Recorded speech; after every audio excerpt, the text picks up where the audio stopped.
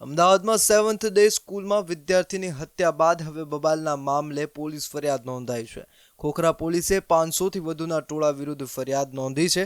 સ્કૂલના એડમિન મયુરિકા પટેલે ફરિયાદ નોંધાવી છે. સ્કૂલમાં ટોળાઓએ આવીને ઓફિસ, ક્લાસરૂમ અને સ્કૂલના બસના કાચ તોડી LCD કમ્પ્યુટર તોડીને 15 લાખનું નુકસાન કર્યું છે, જેને લઈને એડમિન દ્વારા ફરિયાદ નોંધાવવામાં આવી છે. ટોળાએ સ્કૂલમાં રહેલ સ્ટાફ સાથે મારામારી કરી હતી.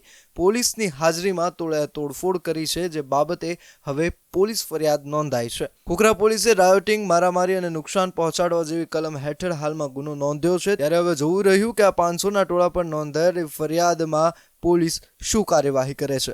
ગઈકાલે સવારે અહીંયા સ્કૂલ આગળ આવીને 400 થી 500 માણસના ટોળાએ જે તોડફોડ કરેલી હતી, જેમાં સ્કૂલના સંચાલકની ફરિયાદ લઈને 400 થી 500 ટોળાની વિરુદ્ધમાં મારામારી અને તોડફોડની ફરિયાદ દાખલ કરવામાં આવી છે.